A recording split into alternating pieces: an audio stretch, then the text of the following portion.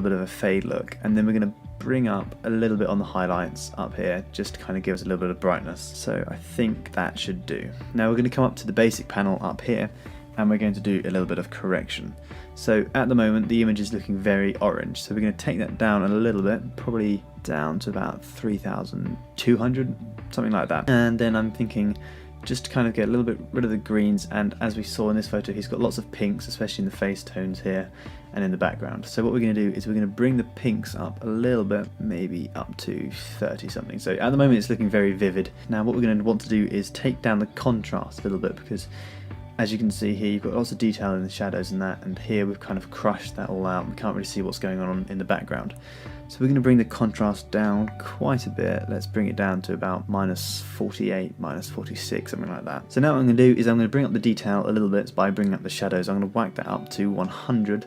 So you can see in the hair we've got a lot more to work with. Now I am going to bring the whites up a little bit, maybe up to about +60, just to kind of brighten the image up a little bit, and then again bring the blacks up just to kind of give us a little bit more to work with. You can see before and after. We press the backslash button, that's the before and that's the after. So you can see at the moment we're definitely getting closer to what we're looking at in this photo here. Now obviously at the moment in our image we've got lots of purples and pinks, and here we've got a lot more teal kind of whites, and obviously we've got a little bit of pinks in the back here. So we're going to try and sort that out now by coming down to the hue, saturation and the luminance section down here. So the first thing we're going to focus on this image is the hue panel. Okay, so I've taken the reds down a little bit. It hasn't made much difference, but that's just kind of bring it towards the pinks a little bit more. Now the orange, as you can see, if I drag that all the way up to the yellow section up here, it makes my hair up here quite greeny looking, so we're going to want to take that down a little bit towards the kind of reds. So if I take that down probably quite a way, I'm going to try and take that down to about -40, I think. So let's leave it around there. I think that looks alright. Now the yellows, so we can leave those as they are. Now the greens, so we'll take those up, I think, just to give us that little bit of a teal kind of look. Now aqua, usually we haven't got any aqua in the image yet, so aqua kind of stays at 0. Now the blues, if we bring it all the way down, you can see we can get that kind of nice teal look, and up we can get that really bright pink.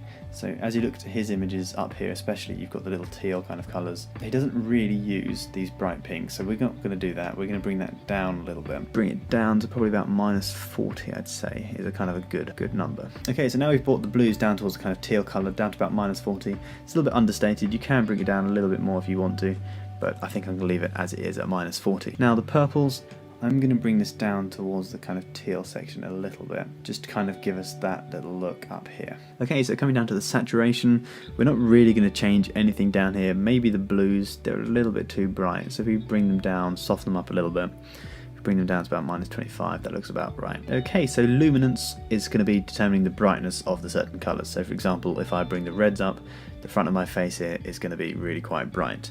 So what we are going to do is bring the reds up a little bit, but not that much, probably up to about 30, I reckon. That's probably about right. Oranges as well, this is going to be my face as well, so we're going to bring this up probably around 50, I reckon. Probably, yeah, that'll do.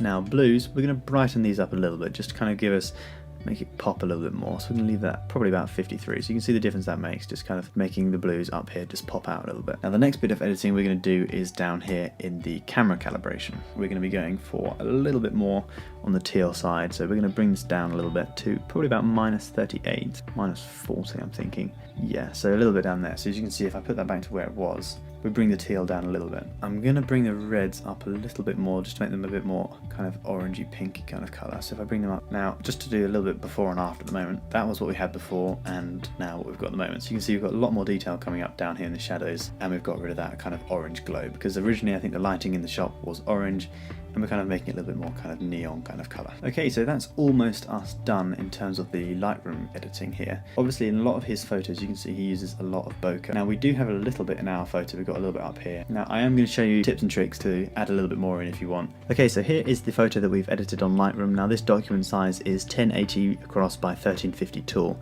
Now that's because that's the portrait size you can get in Instagram. Okay, so now what I'm going to try and do is try and get a little bit of these. I don't know if I'll be able to get this exact kind of look here. Okay, so what I've done is I've gone onto Google Images and I've just typed in prism bokeh up here, and I've scrolled down and I found these ones here. Now I quite like this one and this one, mainly because we've got the whites and the pinks as we've got in our photo on Photoshop over here. So what I'm going to do is I'm going to get this, I'm just going to drag it across and drop it into Photoshop, come back grab the second one and drop that into Photoshop as well. So what we're going to do now is we're going to place this, I think, probably in this top corner here. Okay, so then we're going to come over to our drop down panel here, and we're going to come and we're going to click screen. That's going to remove all the blacks, so we should get this. Now I'm going to get the eraser tool just by pressing E. Make sure your hardness is on 0 and you've got quite a large brush, just to kind of soften out those sharp edges there, so it's not really noticeable. Okay, so now what I've done is I've rotated it a little bit and kind of rubbed out those sharp lines a little bit, and I'm placing it probably above my head about here, I think.